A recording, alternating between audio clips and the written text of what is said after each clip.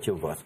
Тут ще один момент, який, можливо, для тих, хто нас дивляться, а все ж таки АТР дивиться дуже багато людей, які не є кримськими татарами, українців, можливо, росіян. Для них варто деякі речі зрозуміти, які ось з цих справ, які сьогодні відбувалися в цій репресії, до кінця не зрозумілі. Там є два нюанси. Перший нюанс. Б'ють в першу чергу по людях, які є певною елітою кримсько-татарського народу. Ті, хто змогли лишитися, ті, хто ще там пробують щось відстояти, їх пробують витиснути, видавити з Криму. Одних посадити, щоб другі пішли. Щоб лишилися ті люди, які будуть незорганізовані, яким не можна пояснити, нагадати, що вони народ. Історик музейний, правозахисник, Кримська солідарність, інші. Це саме ті люди, які допомагають загальній масі народу, яка має своє внутрішнє джерело, яка має свою релігію, свою мову, свої відчуття, але зробити з них організованих народ. Тому що самі люди, як правило, до спротиву дуже різко бувають готові. Хтось може бути, хто їм принаймні нагадує, відчуття гідності вносить. І от по цих людях зараз цілеспрямовано б'ють, вибирають. Оті відбуваються певні, такі ми бачимо, хвилі. Зробили. От сьогодні велика хвиля, репресії.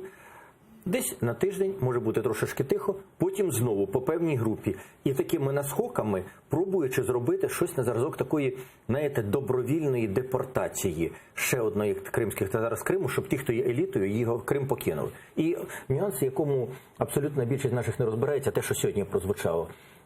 Звинуватили людину, що вона належить до терористичної організації. Перше. Те, що називають терористичною організацією, практично ніде в світі таким не визнається, тільки за законом РФ. Ви маєте в виду партію Хізбут-Тахрір? Так.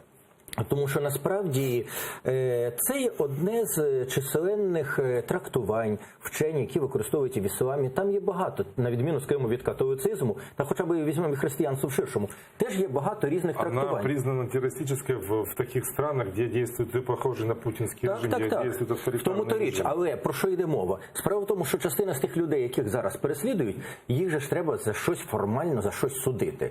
І їм підкидують річ, яка для них не є характерною.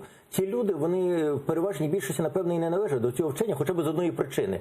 Людина, яка все-таки сповідує якесь релігійне вчення, вона не буде відмовлятися від книги, в якій це вчення викладено. Коли ті люди кажуть, це ж не наше, це нам підкинули, зрозуміло, що реально для них це не є щось своє. Вони є достатньо світськими людьми. Вони є, скажімо, мусульманами, які сповідують загальні стандартні принципи. Там є перечень книг, які потім можна просто сказати запрещеними. А потім зробити, можна написати що завгодно. Я пригадую списки, які були заборонені в нас. Але і ще буквально один нюанс. Скажіть мені, а що це за така, як вони кажуть, терористична організація, яка не робить нічого назовні, яка сповідує всередині? Адже ж інформація про деяких людей, які були прихильниками цього вчення, спливла через доносчиків, через стукачів, через кротів, яких ФСБ туди вживило. Знаєте, люди, які належать до якихось, як кажуть, там ісламістські, жорсткі, терористичні організації, ці люди, вони хочуть це проявити, вони прориваються назовні.